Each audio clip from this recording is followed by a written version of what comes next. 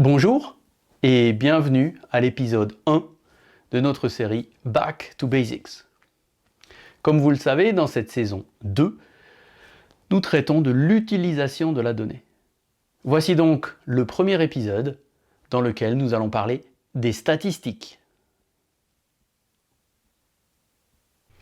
D'après Wikipédia, la statistique est la discipline qui concerne la collecte, l'organisation, l'analyse, l'interprétation et la présentation des données. Examinons cette définition un peu plus en détail. La collecte d'informations sur la population, les cultures, les inondations est le premier sens des statistiques. Elle était déjà réalisée par les Romains et les Égyptiens, qui effectuaient le recensement de la population. La collecte des données a pris une nouvelle dimension au XVIIIe siècle, lorsque les données ont été non seulement collectées, mais également représentées graphiquement pour, par exemple, exprimer les statistiques de décès d'une campagne militaire. Cela a conduit au XIXe siècle à des techniques d'analyse des données. En appliquant des statistiques à un problème scientifique, industriel ou social, il est conventionnel d'analyser une population statistique. Les populations peuvent être des groupes variés de personnes ou d'objets tels que toutes les personnes vivant dans un pays, ou chaque atome composant un cristal. Comme il n'est souvent pas possible d'étudier l'ensemble de la population, des échantillons représentatifs sont considérés. C'est bien connu pour les enquêtes politiques visant à s'assurer que l'échantillon reflète l'opinion de l'ensemble de la population. Mais quelle est donc l'histoire des statistiques ?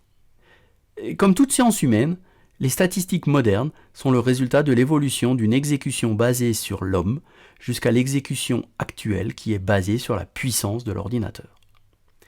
Les bases mathématiques des statistiques modernes ont été posées au XVIIe siècle avec le développement de la théorie des probabilités.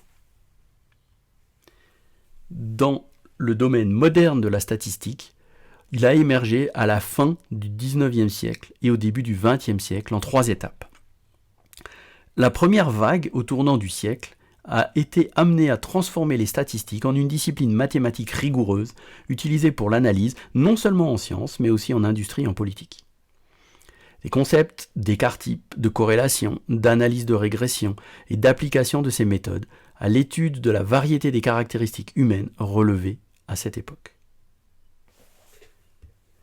La deuxième vague, dans les années 1910-1920, voit la publication de manuels qui devaient définir la discipline académique dans les universités du monde entier, en standardisant de facto les termes et les concepts.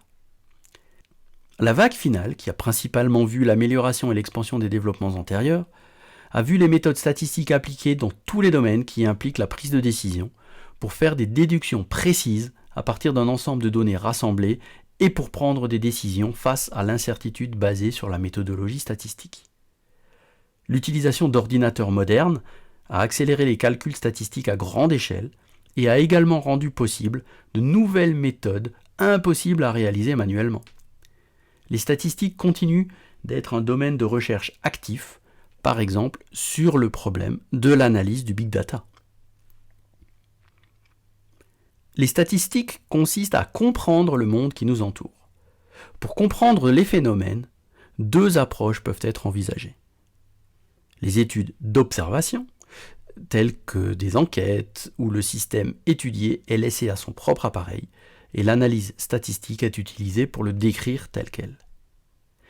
Et les études expérimentales, où le système étudié est manipulé, généralement après une étude d'observation. Ici, les facteurs censés influencer le système sont appliqués au système. Le rôle d'analyse statistique est de déterminer s'ils ont un effet et de quantifier cet effet. Comprendre complètement un phénomène est généralement impossible. Ceci provient de 3 raisons principales. Nous ne pouvons pas décrire complètement le système, car nous ne pouvons pas tout mesurer, et l'échantillon à notre disposition risque de ne pas couvrir toute la profondeur du phénomène. Deuxièmement, les observations contiennent des erreurs qui rendent la représentation du système un peu floue. Par exemple, une erreur d'observation, une erreur d'unité. Et troisièmement, nos outils statistiques ne sont pas assez performants, par exemple pour capturer les relations non linéaires. Avec toutes ces restrictions, les statistiques restent vraiment pertinentes pour mieux comprendre notre monde. Il faut simplement être humble dans notre démarche et être conscient de ses limites. Par exemple, l'analyse statistique des tremblements de terre à l'origine d'un tsunami est à l'origine d'un sous-dimensionnement de la robustesse de la centrale nucléaire de Fukushima, qui, entre autres facteurs, a conduit à la catastrophe que nous connaissons tous. Deux approches principales sont utilisées dans l'analyse des données. Les statistiques descriptives, qui synthétisent les données d'un échantillon à l'aide d'index tels que la moyenne ou l'écart type, et les statistiques inférentielles, qui visent, par la définition de relations entre des variables ou des descripteurs de données, à prédire une sortie à partir d'un ensemble de données d'entrée. Les deux approches sont en fait très complémentaires et sont généralement poursuivies en parallèle. Il est maintenant temps d'essayer de comprendre comment les concepts statistiques peuvent être appliqués dans la vie quotidienne. Un concept très populaire est la distribution statistique. Une distribution en statistique est une fonction qui affiche les valeurs possibles pour une variable et la fréquence de leur apparition. La distribution de Weibull, pour prédire le temps de défaillance, en est un bon exemple. Il est utilisé par les fabricants pour comprendre pendant combien de temps ce qu'ils produisent va fonctionner. Elle repose sur la mesure d'une répartition des défaillances, c'est-à-dire la proportion de défaillances qui se sont produites après un certain temps ou un certain kilomètre ou autre.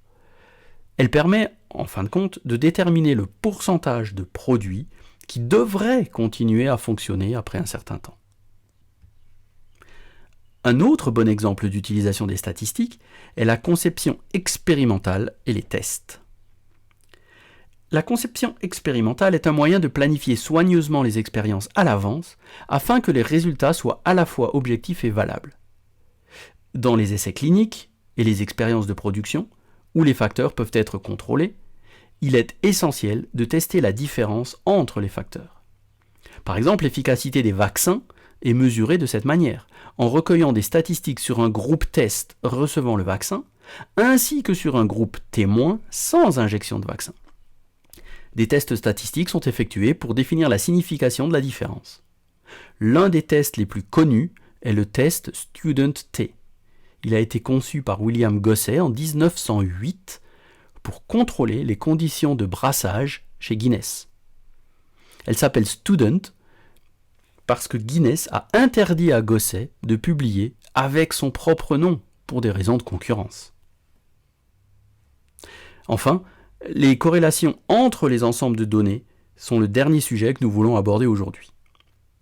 Elles sont largement utilisées et disponibles dans tous les outils liés à la donnée.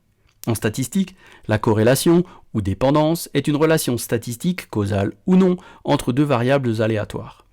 Dans le sens plus large, la corrélation est toute association statistique, bien qu'elle désigne couramment le degré auquel une paire de variables est linéairement liée. Les exemples familiers de phénomènes dépendants incluent la corrélation entre la hauteur des parents et leur progéniture, et la corrélation entre le prix d'un bien et la quantité que les consommateurs sont disposés à acheter, telle qu'elle est représentée dans la courbe dite de la demande. Les corrélations sont utiles car elles peuvent indiquer une relation prédictive qui peut être exploitée dans la pratique. Par exemple, un service électrique peut produire moins d'énergie lors d'un jour doux en fonction de la corrélation entre la demande d'électricité et la météo. Dans cet exemple, il existe une relation causale, car les conditions météorologiques extrêmes poussent les gens à utiliser plus d'électricité pour le chauffage ou pour l'air conditionné. Cependant, en général, la présence d'une corrélation n'est pas suffisante pour déduire la présence d'une relation causale. En fait, la linéarité des relations est relativement rare dans la nature. Maintenant que nous en savons un peu plus sur les statistiques, je vous donne rendez-vous pour le prochain épisode qui traitera de la business intelligence. Merci, à bientôt.